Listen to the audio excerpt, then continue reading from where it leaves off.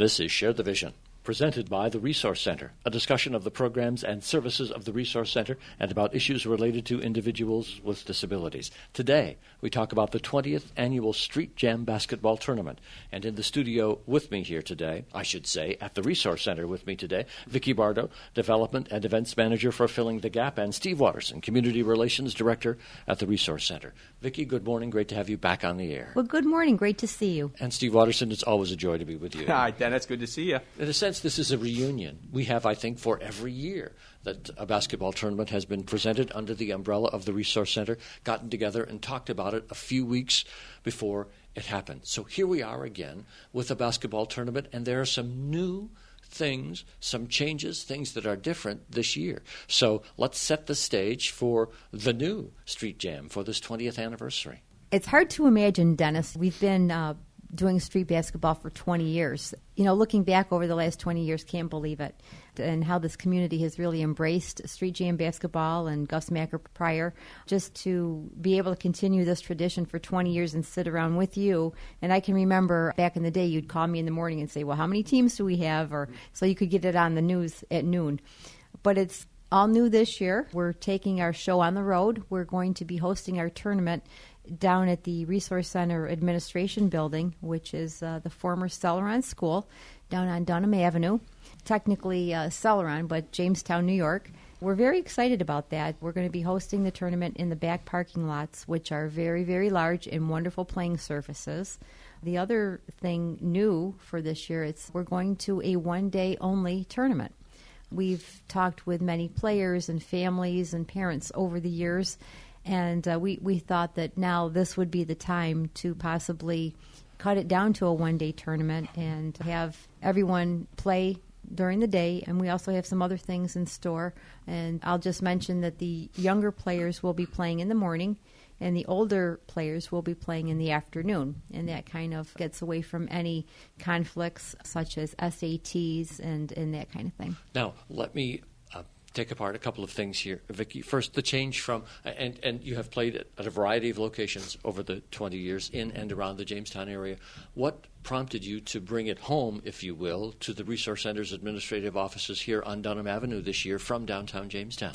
You know, sometimes you have to make tough decisions. And looking back over the many, many years and the high overhead that we incurred with the tournament, we decided that we have the room, we have a lovely building, we've got everything we need in the building to host a tournament.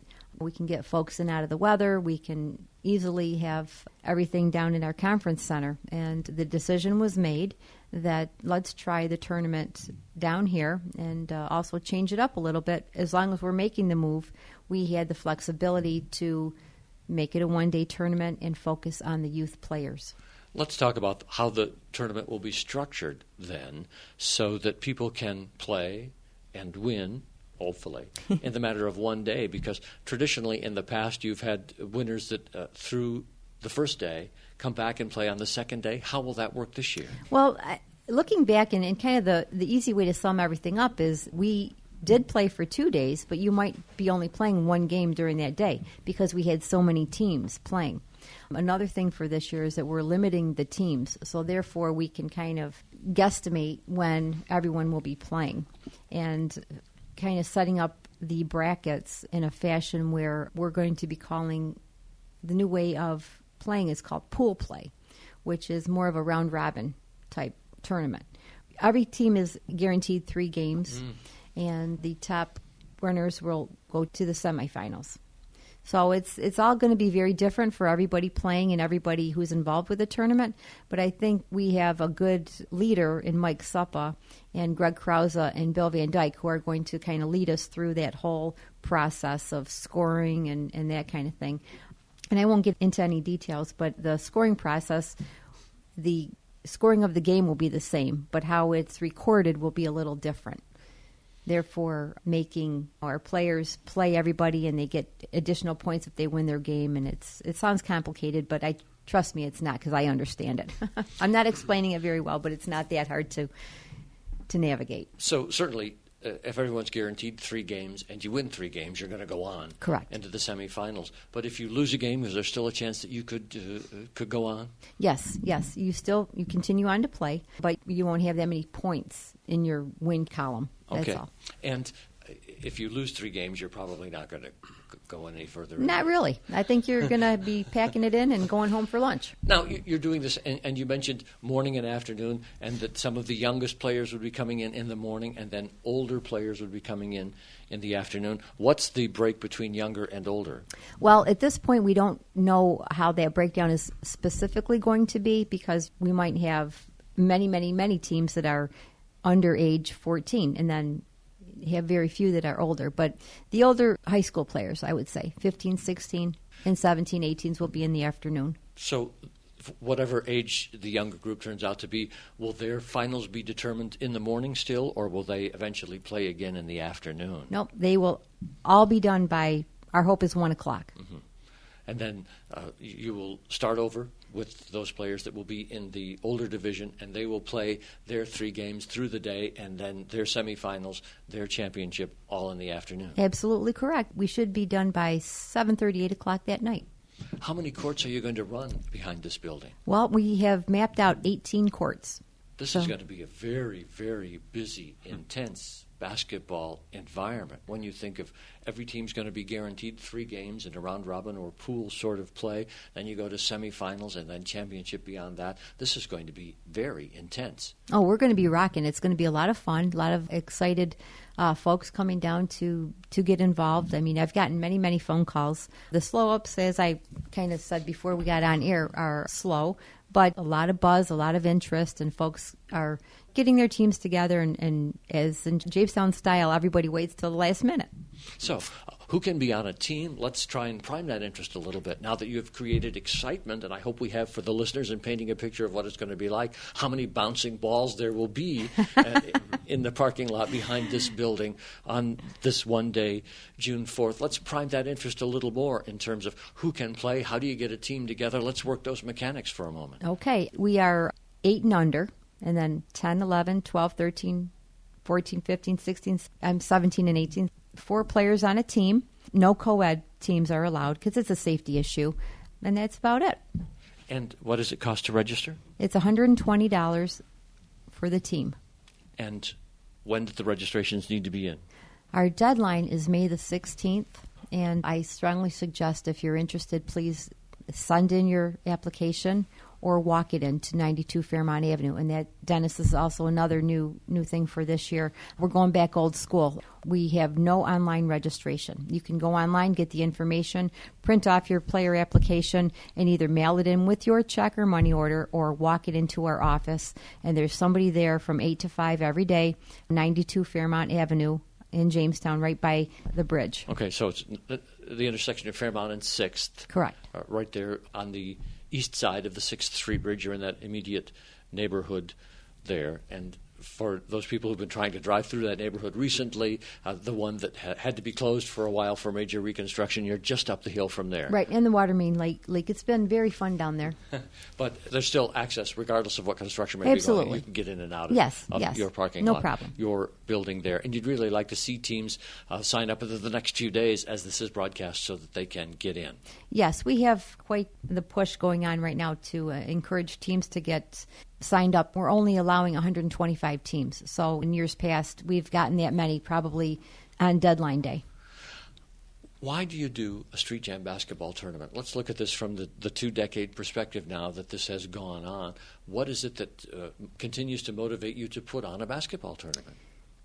The long story short would be to raise awareness for folks with disabilities living in our community, raise funds, and also I feel that we provide a wonderful community event that raises awareness, and it does all those things. So slowly we need to educate the young folks coming up that the Resource Center, we're a big part of the community. Become involved with us. You might know somebody who has a developmental disability or someone who's autistic or somebody who has any kind of disability, but just kind of put our name out there and share our story. As I think back over the number of tournaments, all the tournaments that I've covered over the years, there is this dedicated pool of volunteers from the community and the Resource Center community who would not miss this. If they're alive and breathing and moving, they're going to be at Street Jam. There is something very compelling about being part of the support system for this event, is there not? There is. We like to say eat, sleep, live Street Jam, and that's an absolute fact. We've had folks from the community, and I'll name Marcus Maloney and Ron Hassan, just to say a few folks, and Greg Krause from day one, and that's 21 years ago when we started this process, that have been on the committee and very excited and just all hyped up every year and quite involved in the tournament. Then there's a long list of Resource Center staff that just, for some reason, they just love doing this tournament. I don't know. They say they love doing it. I'm not quite sure, but I hope they do. Our committee works real hard, and we just get it done. The public has enjoyed games over the years wherever you have played. Talk to me about that aspect of it in terms of, will there still be the opportunity, the space for people to come and watch games here and be a fan? Oh, yeah, sure. We have plenty of room. Parking is always kind of a consideration, but we're going to run shuttles, and we'll talk about that in a minute. But being that there's the two different age breakdowns, we feel that the congestion will not be as bad as everyone is thinking. With the younger kids, they're going to bring their friends and family. Then they'll leave, and then the older kids will come in, and they'll bring their friends and family. So I think all in all, it'll be manageable. Where are you recommending that people park for this event? Right now, down at Jones and Gifford, 75 Jones and Gifford, we have parking lots there, and we can run shuttles. The Raymond Building. The Raymond Building, yes. And then there's street parking, but we're just asking everyone to be mindful of property. And, of course, the Celeron Village Park. There's quite a few parking spots down there as well. And it's a short walk or shuttle or however you want to get yourself down to 200 Dunham. So people who want to see this shouldn't be discouraged by the fact that it might be a little more challenging to find a place to park, because you will have the shuttles available. Right, and once they get here, you'll have all the amenities that you usually would have at the Street Jam tournament in terms of water to purchase and refreshments and all of that. Another thing we're trying new this year is we're going to be vending the food. We're going to be selling hot dogs, hamburgers, nachos and cheese, chips, cookies, donuts, coffee, you got me water, interested already. And Gatorade. Sounds like my whole diet. Yeah. We had a couple of folks from the Resource Center who said, hey, let's try to do our own food. And we thought, why not? We've not done it in a long time, so guess what? We need a person to spearhead that, and we found a few folks here to step up, and they're taking care of that. So we're very grateful for that. And you'll be doing it right at the backside of your building here, out of the conference room area. Right. We have a beautiful kitchen. Might as well use it. Are there any other aspects of Street Jam for this year? Because we're doing Share the Vision today. Vicki Bardo, you recognize her voice. I think she is the development and events manager for Filling the Gap. She's the queen of 3-on-3 basketball. She's often been referred to over the years, outlining the new things, and there are many, and the nuances thereunto attached for Street Jam this year. Anything else in particular about this year's tournament that you want to say to our listeners? Well, of course, no tournament would be a success without the support of our dedicated donors. And I printed off the list, Dennis, and frankly, I forgot it on my printer. But the list goes on and on and on, and we're so thankful for them. But they're all listed on our website, www.jamestownstreetjam.net.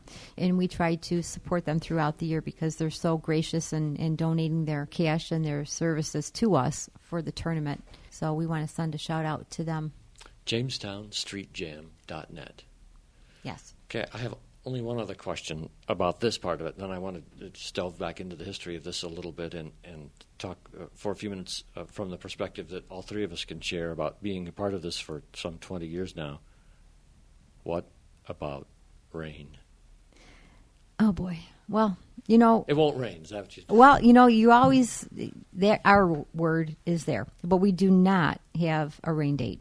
It would be a logistics nightmare to reschedule, reconfigure, whatever. Folks come to Street Jam well knowing that it's rain or shine. We play through rain. We do not play in thunder and lightning, but we do play in rain. And if you can ask anybody, I think in 20 years we've had 2 years where we had zero rain. So chances are everybody's used to it. They bring their rain gear, and we get on with basketball.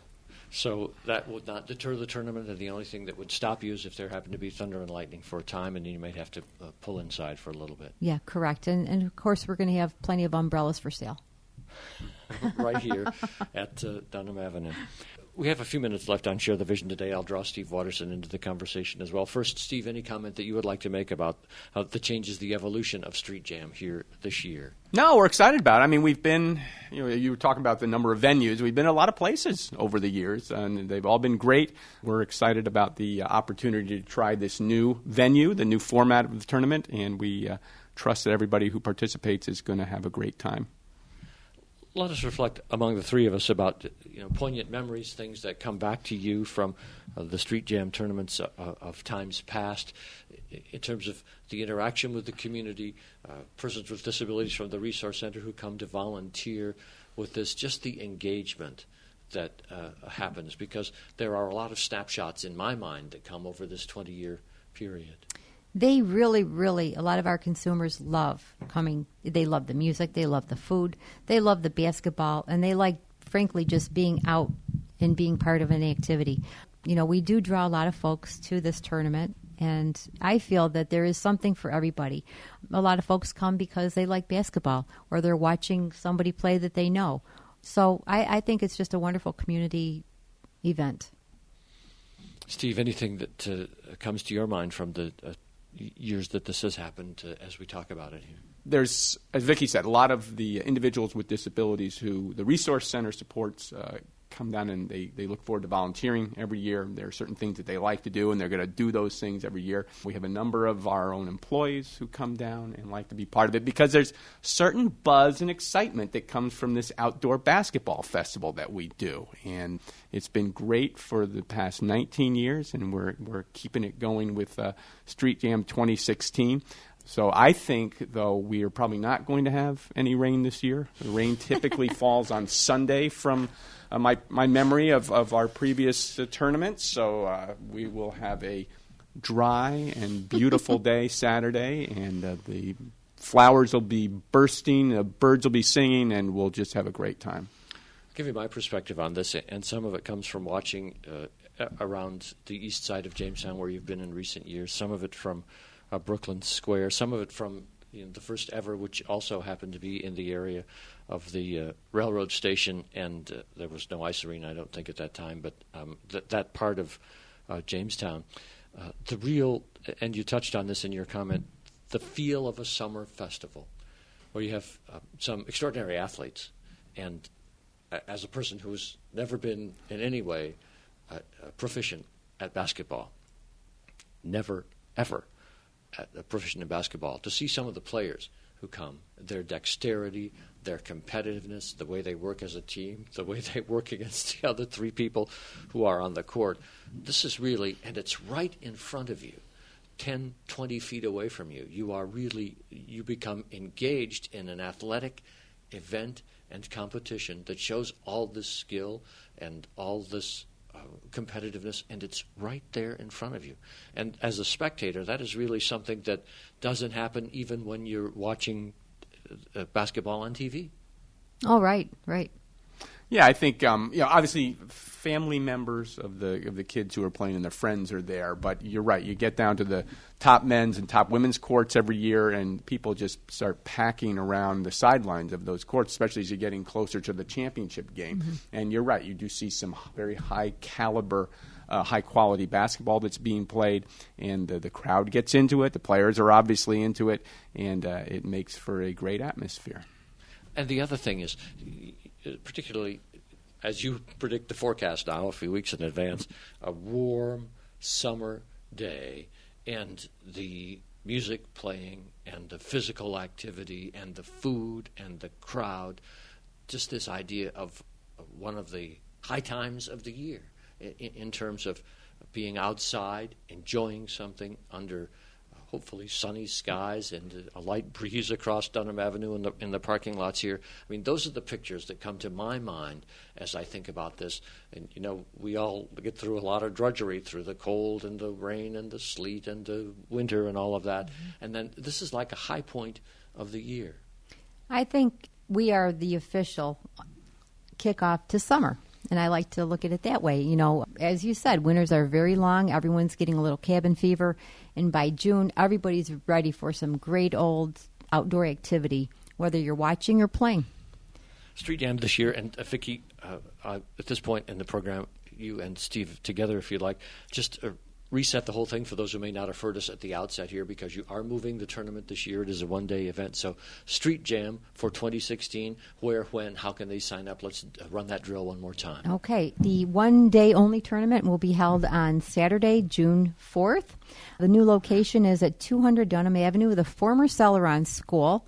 The new format, youth 18 and under only. Younger players will be playing in the morning. The older teams will be playing in the afternoon. All teams will play 3 games, 4 players on a team. $120 will get you in, and it's www.streetjam.net. So, anyone older than 18 cannot play? They cannot. That was the hardest decision we had to make for this year. When we decided to move down here, we just don't have the space. And we had to compromise on something. You know, if we wanted to be here, then unfortunately we had to eliminate the 19 and over teams. And frankly, we had a huge team base, and over the past years they kept on shrinking and shrinking as folks moved away and were playing in college and they had jobs and, you know, those kinds of things. So we decided that we unfortunately could eliminate that part of our tournament. And we've had a lot of sympathy, I guess, from the older players who said, you know, we really understand, and some folks that were disappointed. But all in all, I think everybody understands that you have to make some tough decisions. So our appeal would be young people, come play basketball at the Resource Center. Correct. Compete against your peers. Have a great summer day here. That's right. And again, you are not doing online registration, so how can people sign up? What's the cost? Let's do that. Okay, it's $120 per team. Ideally 4 people on a team, so it's very affordable. And you can register by visiting our website, www.jamestownstreetjam.net.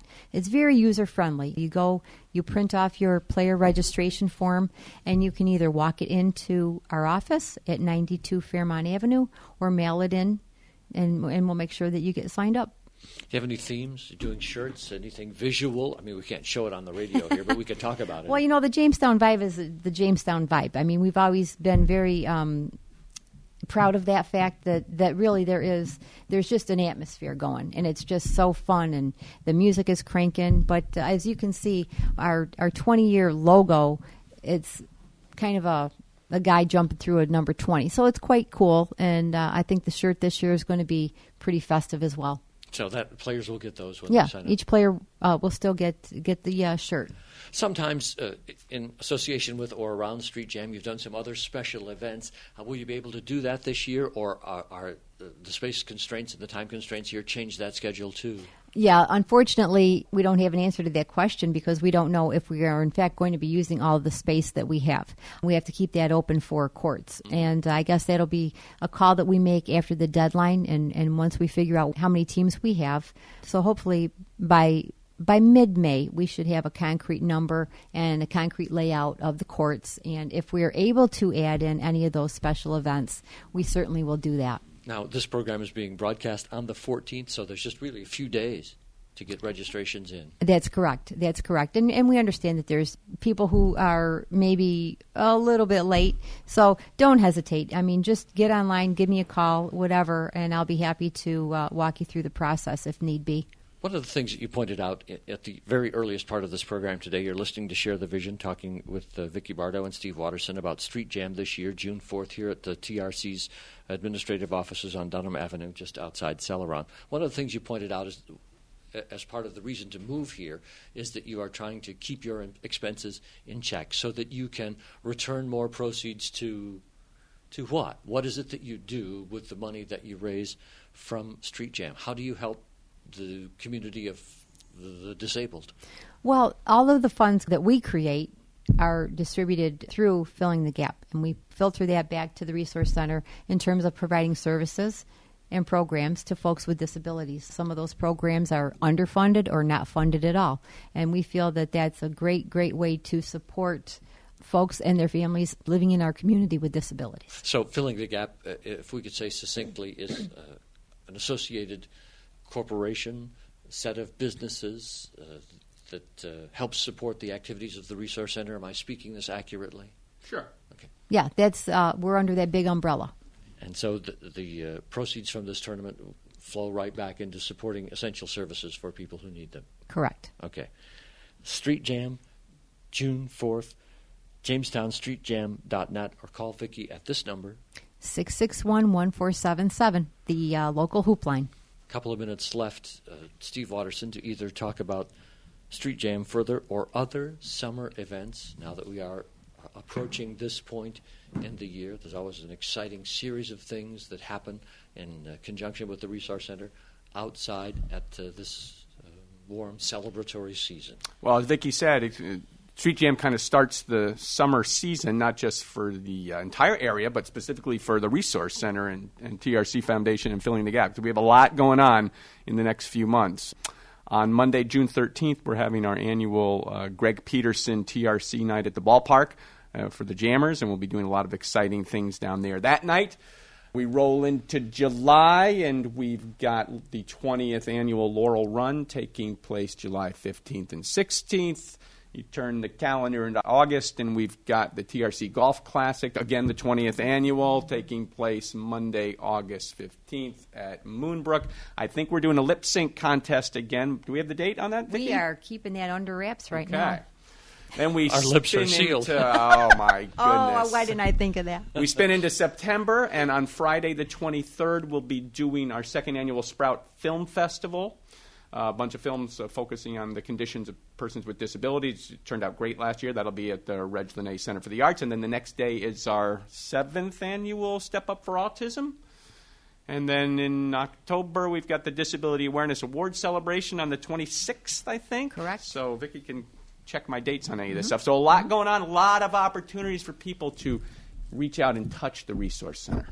And stay tuned to this program every other Saturday at this time for more information on all of those events as they come forward. For today, we must close. Again, JamestownStreetJam.net, or find them on Facebook, or call Vicki at 661-1477 for this year's Street Jam, June 4th, here at TRC. Thank you both for sharing the vision today.